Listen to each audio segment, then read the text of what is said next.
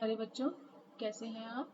आज मैं लेके आई हूँ आपके सामने आपकी वर्कशीट नंबर 27 यानी कि 27, जो कि आपको मिली है 4 सितंबर को, जिसमें है कोशिका विभाजन के बारे में, जो कि बहुत इंपॉर्टेंट टॉपिक है आपके एग्जामिनेशन पॉइंट ऑफ व्यू से। और ये नया टॉपिक है तो आपके पेपर में आने के चांसेस भी ज़्यादा हैं, तो इसको अच्छे से पढ़ेंगे। जीवन की मौलिक इकाई में कोशिका विभाजन का क्या रोल है। तो यहाँ ज्ञान पूछता है जिज्ञासा दीदी, जीव वृद्धि कैसे करते हैं और हमारे घाव चोट ठीक कैसे हो जाते हैं। वो जानना चाहता है कि लोग वृद्धि कैसे करते हैं, बढ़ते कैसे हैं, और जो उनको चोट लगती है तो वो अपने आप ठीक हो कैसे जाती है। तो सबसे पहले मैं आपकी दरख्वास्त करूंगी, प्लीज लाइक और सब्सक्राइब कीजिए मेरे यूट्यूब चैनल को, जिसका नाम है kingdom of education with Shri, ताकि मैं आपके लिए ऐसी ऐसी वीडियोस और बना सकूं अच्छे से। आइए बढ़ते हैं अपनी वर्कशीट की ओर, पढ़ते हैं। ज्ञान के प्रश्न का उत्तर जिज्ञासा देती है, कहती है ज्ञान सभी बहुकोशिक जीव कोशिका विभाजन द्वारा वृद्धि करते हैं। जितने भी बहुकोशिक जीव होते हैं वो कोशिका विभाजन द्वारा ही वृद्धि करते हैं। जब एक कोशिका विभाजित होकर दो या दो से अधिक कोशिकाएं उत्पन्न करती है तो उसे कोशिका विभाजन कहते हैं। जैसे मैंने यहाँ दिखाया, एक कोशिका जो है वो दो कोशिकाओं में आगे विभाजित हो रही है तो उसको बोलते हैं कोशिका विभाजन। विभाजित होने वाली कोशिका मातृ कोशिका कहलाती है। जो कोशिका विभाजित हो रही है उसको कहते हैं मातृ कोशिका। और जो फलस्वरूप दो विभाजन में बनने वाली जो कोशिकाएं होती हैं उनको हम कहते हैं संतति कोशिकाएं। कोशिका विभाजन द्वारा ही जीवों के शरीर की वृद्धि होती है, विकास होता है। इसी क्रिया के फलस्वरूप घाव पड़ते हैं और युग्मक बनते हैं। कोशिका विभाजन दो प्रकार का होता है, समसूत्री और अर्धसूत्री। आइए देखते हैं आगे क्या लिखा है समसूत्री अर्धसूत्री के अंदर। सबसे पहले है समसूत्री कोशिका विभाजन। इस कोशिका विभाजन में एक मातृ कोशिका दो संतति कोशिकाओं में विभाजित हो जाती है और बनने वाली संतति कोशिकाओं में गुणसूत्रों की संख्या मातृ कोशिका के समान होती है। यह सामान्य वृद्धि के लिए होती है। सबसे पहली बात जो ये है समसूत्री, इसके अंदर जो ये कहाँ होती है, ये होती है सामान्य कोशिकाओं में। जैसे कि हमारे हाथ पैर जितनी भी कोशिकाएं जिससे बने हुए हैं उनके अंदर सामान्य कोशिका विभाजन ही होता है। या फिर इनको ये भी कह सकते हैं ये दैहिक कोशिकाओं में होते हैं। दैहिक यानी देह की जितनी भी कोशिकाएं हैं उसके अंदर समसूत्री कोशिका विभाजन ही होता है। इसमें एक मातृ कोशिकाओं, जैसे मैंने अभी पहले बताया, एक मातृ कोशिकाएं अगली संतति कोशिकाओं में विभाजित हो जाती है। लेकिन सबसे इंपॉर्टेंट बात, जो संतति कोशिकाओं में गुणसूत्रों की संख्या क्या रहती है, एक समान रहती है। जितनी मातृ कोशिकाओं में गुणसूत्रों की संख्या थी उतनी ही संतति कोशिकाओं में गुणसूत्रों की संख्या होगी। मातृ कोशिका और संतति कोशिकाओं में दोनों में गुणसूत्रों की संख्या एक समान रहती है। ठीक है। इसके बाद है अर्धसूत्री कोशिका विभाजन। यह कोशिका विभाजन कहाँ होता है आपको पता होना चाहिए, जनन कोशिकाओं में। जनन कोशिका वहां होती है जहाँ जो लैंगिक जनन से रिलेटेड है। ठीक है, जिसमें लैंगिक जनन होता है। तो ये इस कोशिका विभाजन में एक मातृ कोशिका लगातार दो विभाजन के अंत में, यानी कि कितने विभाजन होते हैं उसके, दो। यहाँ एक ही था लेकिन यहाँ पर दो विभाजन होते हैं एक साथ, के अंत में चार संतति देती है। वहां दो संतति निकलती थी, यहाँ पर चार संतति निकलती है, युग्मक कोशिकाओं में विभाजित होती है। इसमें बनने वाली संतति कोशिकाओं में गुणसूत्रों की संख्या मातृ कोशिका से आधी हो जाती है। यहाँ गुणसूत्रों की संख्या एक समान रहती थी, लेकिन यहाँ पर गुणसूत्रों की संख्या क्या है, आधी हो गई है। यह कोशिका विभाजन केवल प्रजनन अंगों की विशेष कोशिकाओं में होती है। कहाँ होती है, प्रजनन अंगों की विशेष कोशिकाओं, जिसको मैंने क्या बोला, जनन कोशिका।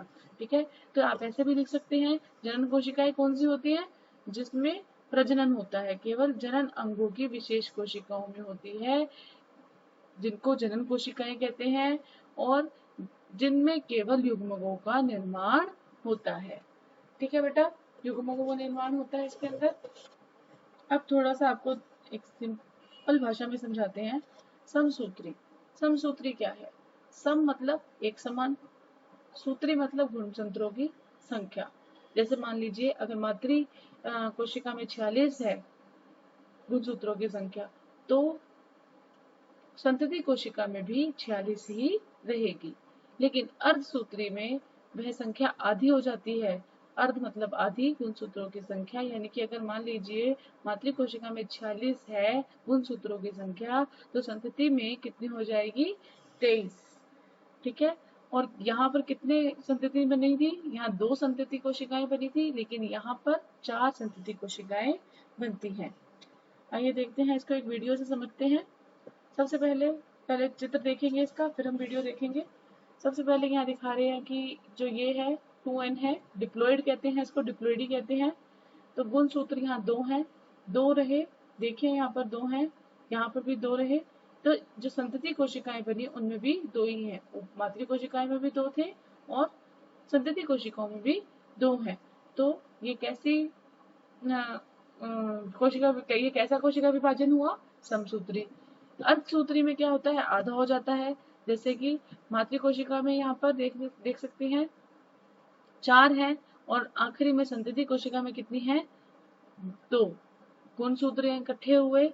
और यहाँ पर जो क्रॉसिंग ओवर होता है, दोहरापन जो होता है इनका होता है यहाँ विभाजन के दौरान, ये आपको भी नहीं पढ़ना, ये बहुत लंबी बात है। और इसके अंदर जो निकल के आते हैं संतति कोशिका, अगर ये 2n है तो नीचे वाले क्या होंगे? n, और इसको बोलते हैं हैप्लॉइड। इधर वाले को डिप्लॉइड, डिप्लॉइड का मतलब 2, और यहाँ हैप्लॉइड का मतलब होता है 1। ठीक है, यानी कि n, सिंपल n। ठीक है, अब समझते हैं इसको वीडियो से। ये है समसूत्री विभाजन की वीडियो, जिसके अंदर आपको पहले बता देते हैं ये कहाँ होती है। सारी दैहिक कोशिकाओं या फिर सामान्य कोशिकाओं में यही होती है। आइए देखते हैं इसके अंदर क्या होता है। इसमें जो एक मातृ कोशिका है वो विभाजित हो गई है। देखो उसके अंदर सारा का सारा जो उसका अनुवांशिक गुण है सारे के सारे डुप्लीकेट हो गए हैं, एक जैसे हो गए हैं। ये दोनों बिल्कुल एक दूसरे के एक समान होती हैं, आइडेंटिकल कॉपीज होती हैं। ठीक है, और लेकिन हम इसके बाद देखेंगे आपकी अर्धसूत्री विभाजन जो जनन कोशिकाओं में होता है। इसके अंदर देखेंगे कि अर्धसूत्री विभाजन में 2 नहीं 4 बनती हैं। ठीक है, 4 बनकर उनके अंदर जो नंबर क्रोमोसोम के हैं यानी गुणसूत्रों की संख्या आधी हो जाती है, 23 रह जाती है, और यही युग्मकों का निर्माण करती है। ये युग्मक है, नर युग्मक का निर्माण या मादा युग्मक का निर्माण भी यही करते हैं। ठीक है, तो हम कह सकते हैं किसका निर्माण करती है? युग्मक का। ठीक है, इसके बाद है बेटा आपके प्रश्न उत्तर। पहला है कोशिका विभाजन का जीवों में क्या महत्व है। तो इसके लिए बेटा हमने यहाँ पर लिखा है उत्तर नंबर 1, कोशिका विभाजन का प्रमुख कार्य एक कोशिका में अनेक संतति कोशिकाओं को जन्म देना है। यह कोशिकाएं मानव तथा अनेक प्राणियों में शरीर वृद्धि, क्षतिग्रस्त ऊतकों का पुनरुत्पादन और नवीन अंगों की वृद्धि और लैंगिक अलैंगिक जनन में महत्वपूर्ण भूमिका निभाती है। इसके अलावा आप इसको उत्तर को यहाँ से भी लिख सकते हैं।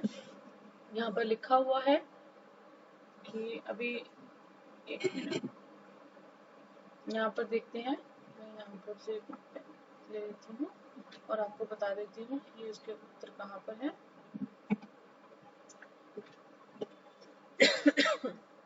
यहाँ पर देखिए, कोशिका विभाजन द्वारा ही जीवों के शरीर की वृद्धि, बेटा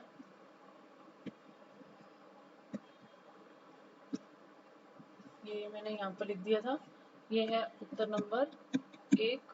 इसको वहां से भी लिख सकते हैं जहां मैंने आखिरी में दिखाया आपको कि, लेकिन यहाँ से भी लिख सकते हैं कि ये द्वारा ही जीवों के शरीर की वृद्धि और विकास होता है। इस क्रिया में फलस्वरूप ही भाव बढ़ते हैं और युग्मक बनते हैं। ठीक है बेटा, तो ये हो गया आपका इसके काम।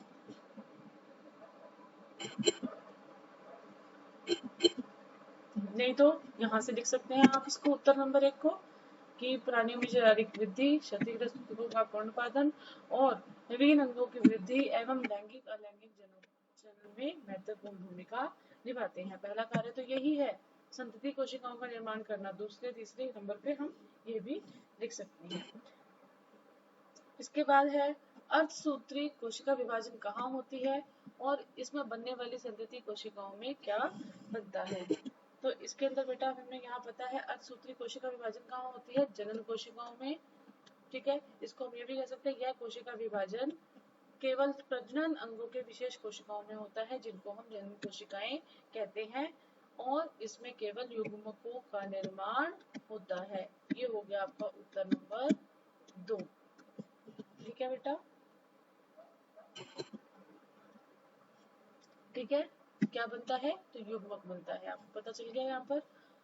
तो इसके बाद है मानव कोशिका में अगर मान लीजिए कितने गुणसूत्र होते हैं, मानना क्या है इसमें, वैसे हमें पता होना चाहिए। जो मानव कोशिका में 46 गुणसूत्र होते हैं, या कह सकते हैं 23 जोड़े गुणसूत्र होते हैं।